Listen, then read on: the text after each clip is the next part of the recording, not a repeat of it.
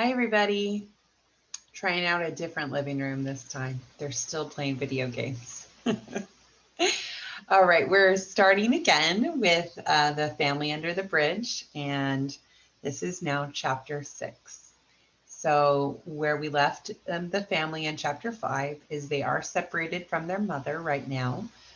She probably doesn't know where they are. Armand has taken the children to an encampment, to a group of people that are known as gypsies that are living in what was called the Old Court of Miracles.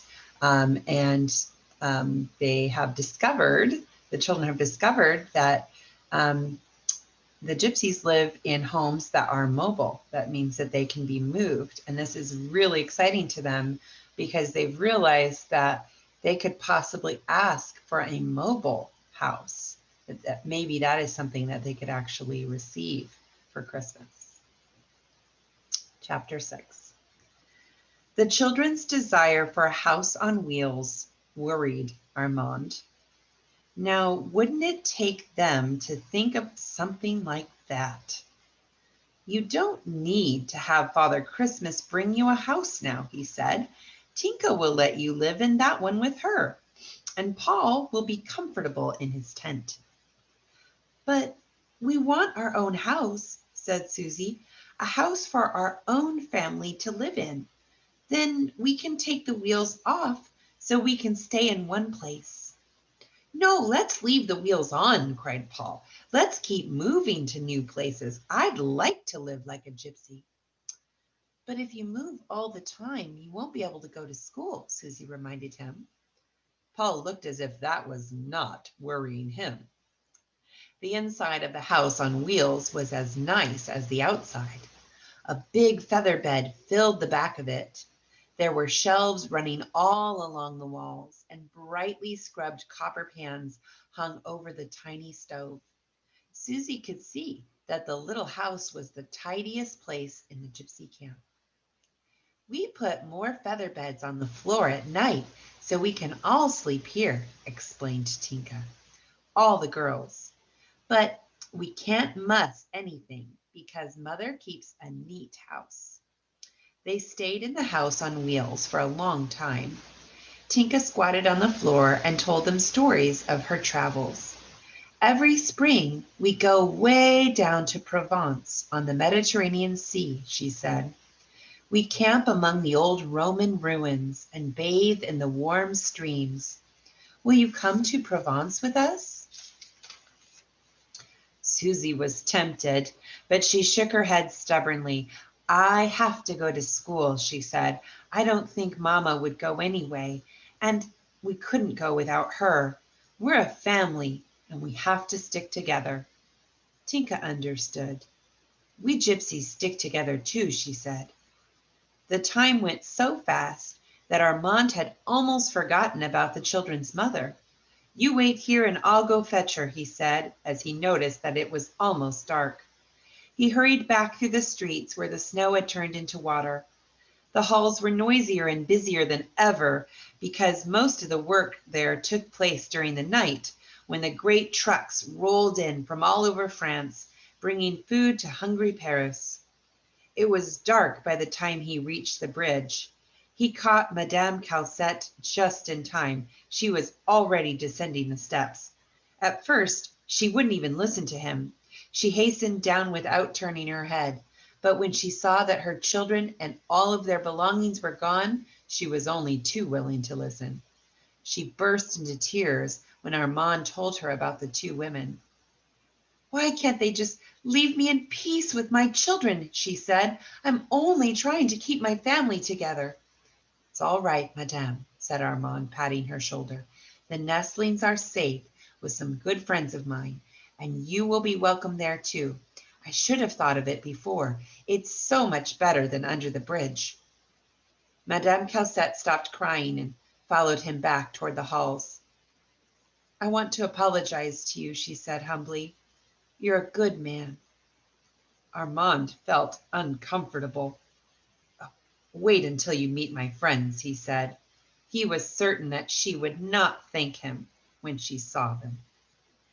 All the way through the dimly lit streets, Madame Calcette followed several steps behind him.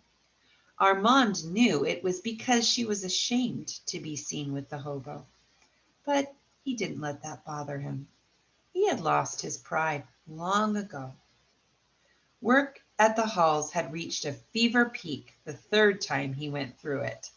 Now the woman had to stay close to him so that she would not get lost.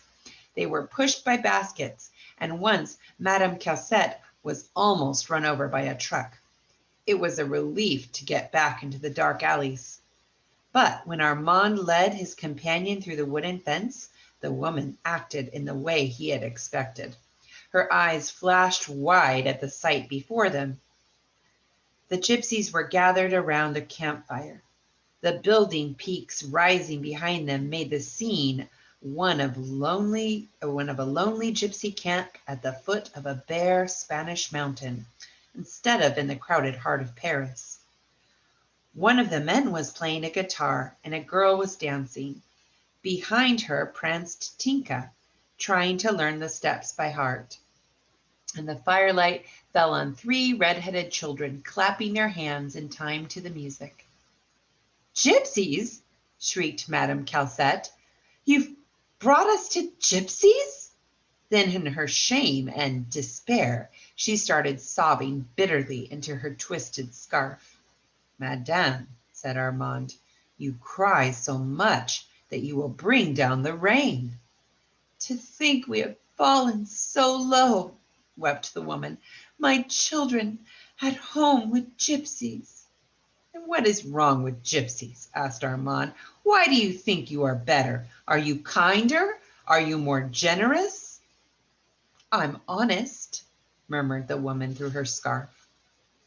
"What good does it do to be honest if you aren't kind and generous?" he asked. Then in a softer tone he said, "You may think them thieves and wanderers, madame, but they are workers too.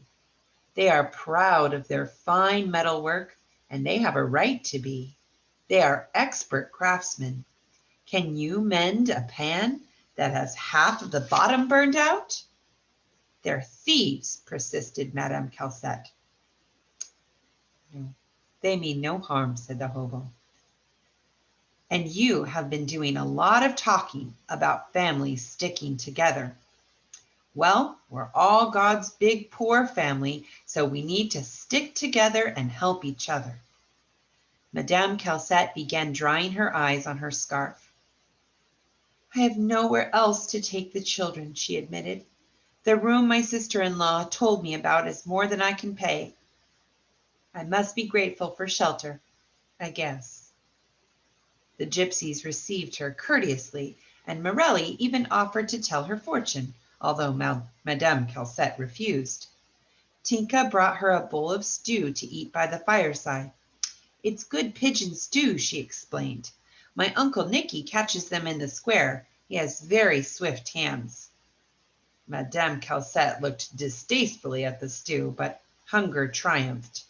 "It is really very good," she admitted after the first spoonful. The 3 children gathered around their mother's skirts. "It is so much nicer here than under the bridge," said Paul. "And you must see the darling little house on wheels," cried Susie. "Monsieur Armand is going to tell Father Christmas to bring us one."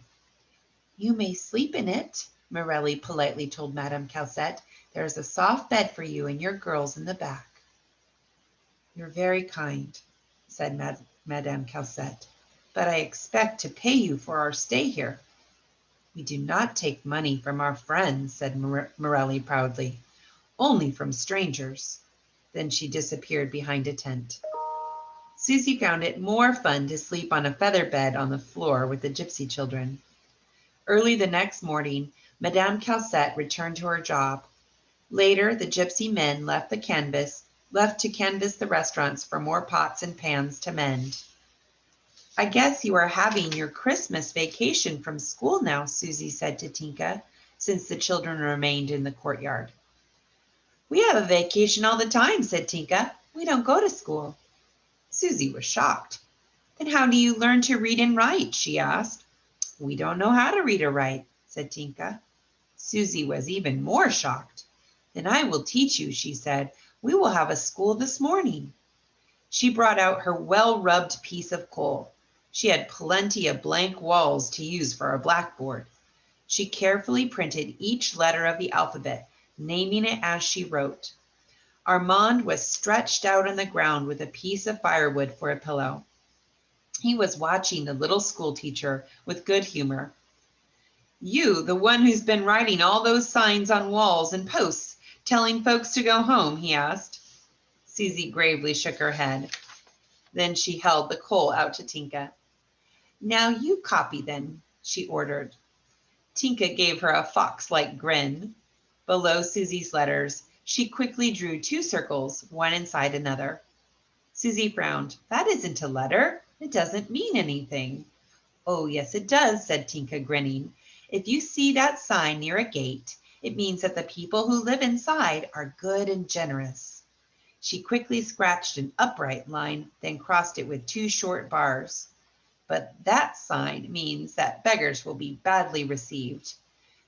Perhaps the people will even set the dog on them. Armand came to life. I'll remember that, he said. Seems like I went to the wrong school. Never learned any useful reading. Tinka laughed.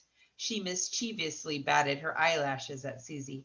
See, she said, there is some writing you can't read. Susie was willing to be the pupil as well as the teacher. I like to learn new things, she told Tinka. Now you can teach me some more gypsy writing. Armand stiffly rose to his feet.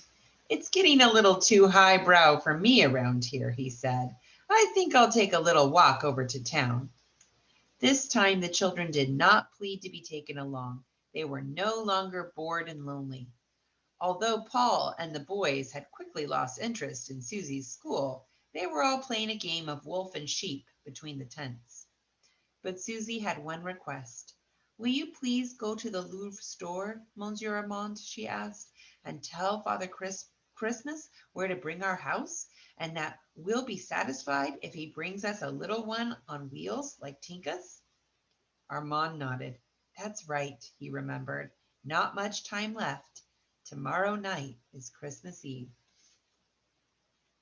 So there was a line in this chapter that stood out to me, and I wonder what your opinion is. Armand says, what good does it do to be honest if you aren't kind and generous? What do you think about that? Is that true? Honesty is a really great quality. So is kindness and generosity. Can you be honest and not be kind and generous? And is that a good kind of honesty? I'm curious about your opinion. We'll talk on Friday.